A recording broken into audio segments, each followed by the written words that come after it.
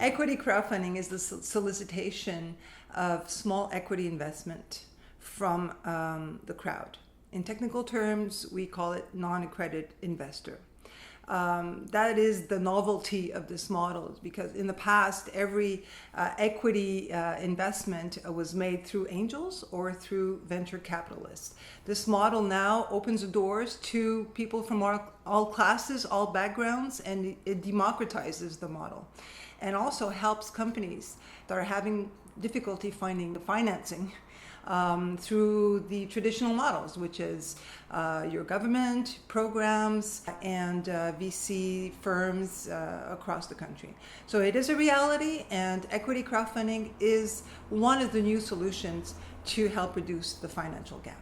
Equity crowdfunding today is legal in Europe, in Australia, and probably in Asia. That needs to be confirmed because it evolves very rapidly. The U.K. and Australia have been the pioneers of equity crowdfunding. They rapidly showed that it was a success. Today, crowdfunding volume equals 2-point-something billion dollars, and Deloitte predicts that it will reach $3 billion in this year.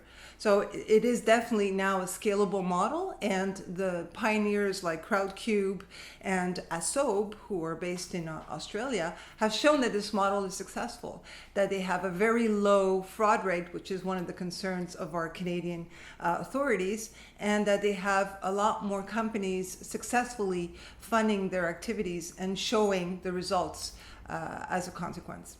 The most recent example was just a few months ago. It was a French example. In France, they had a company, Anobi, who is a pharmaceutical discovery company. So they invest R&D in new remedies for certain diseases, and their financial needs are ongoing because they have long periods of research and development. They managed to raise their first round successfully through a mix of the crowd and accredited investors. So that is also one practice that we see, is a mix of both, because it's hard to just raise the funds only through the crowd. So accredited pitch in a little bit also, and it makes for a good amount of money. Having done that, they reach their goals.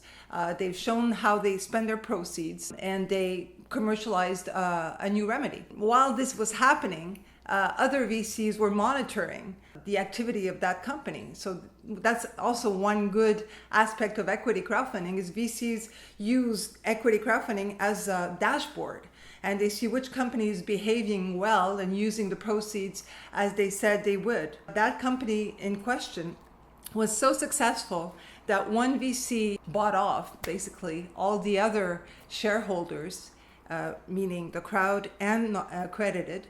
And as a result, they were able to scale a lot more thanks to that new VC that came on board.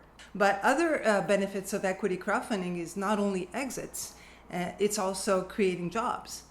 It's also creating sustainability, because a lot of those companies are getting shareholders from their neighborhoods. It's local vesting. And those shareholders are proud to invest in those companies. The sectors that are mostly involved right now is IT, for obvious reasons, because the entire process is on the web.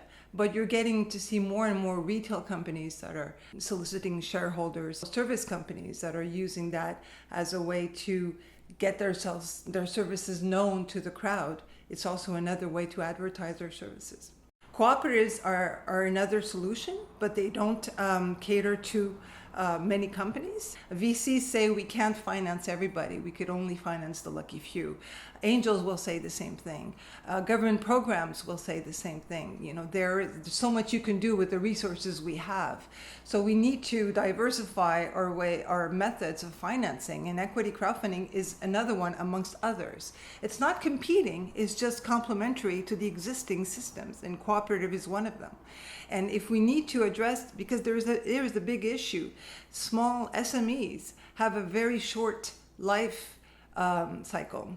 And it's because most of the time they're running out of money. And equity crowdfunding is definitely one of those ways to extend their lives and diversify and scale.